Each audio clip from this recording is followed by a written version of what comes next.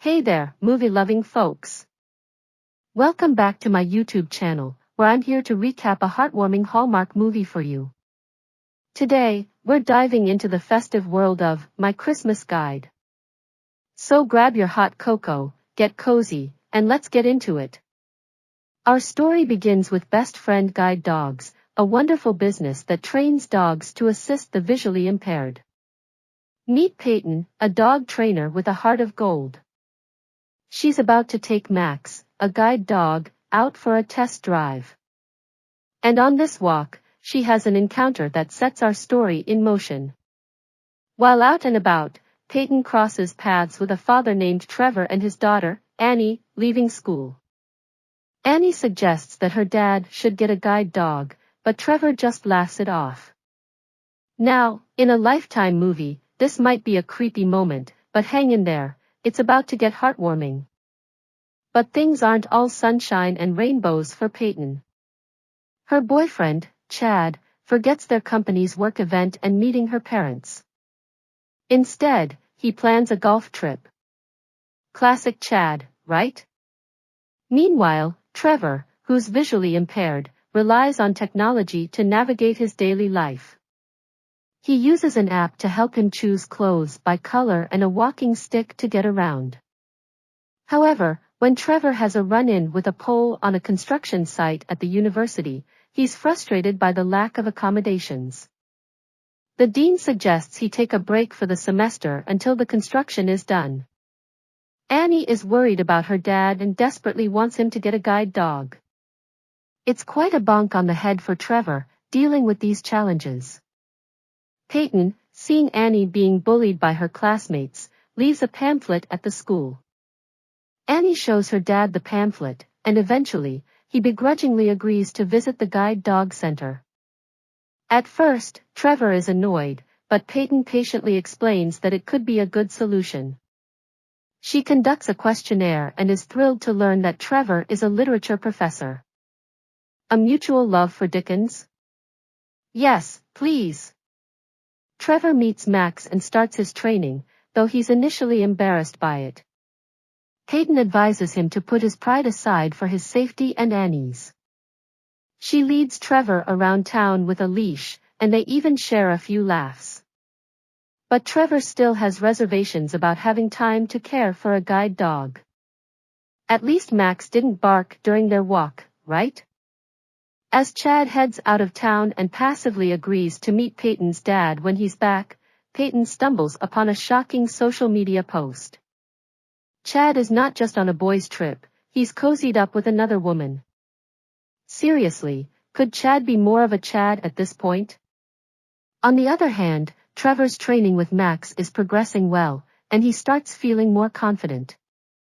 He expresses his gratitude to Peyton over a cup of coffee. They chat about sense and start planning routes to help Trevor and Max get around. But, as they say, this is a professional walk, people. Since this is technically a dog movie, we can't forget the adorable puppy scene. Trevor and Annie also get to meet Peyton's father, and they hit it off. Trevor even gives some book advice, bonding over their love for the classics. Annie and Trevor invite Peyton over to help decorate their Christmas tree. It's a heartwarming moment with the guide dog in the mix. Chad calls to check in, and Peyton inquires about the girls from the photos. Chad tells her not to worry and blames it on his friend, Chainsaw. Then he wants to extend the trip, which Peyton isn't thrilled about. Could he be more of a Chad here? Seriously. Instead of picking up Chad at the airport, Peyton chooses to spend time with Trevor and Max. They practice walking more, and it leads them to a concert venue.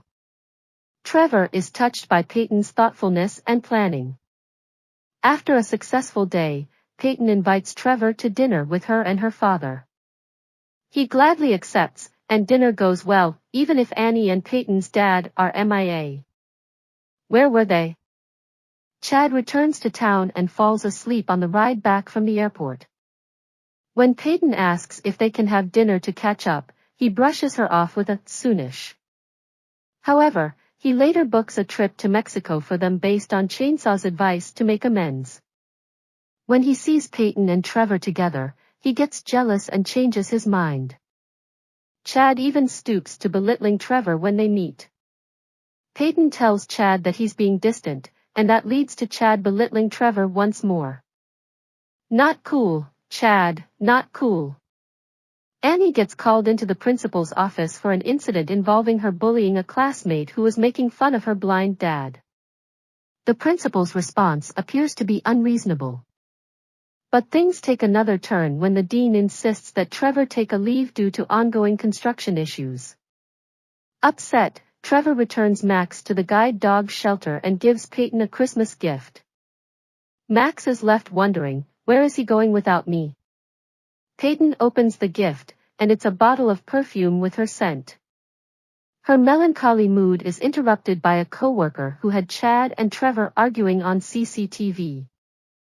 Peyton rushes off to break up with Chad once and for all. It's a satisfying moment, to say the least. Annie, on the other hand, steps up to the plate and addresses her bully, encouraging him to get to know her fantastic dad. It's a moment of growth and understanding for all involved. The students of the college appeal to the dean with handwritten letters, asking him to keep Trevor on as a faculty member for the semester and urging against discrimination for his disability. It's a great show of support.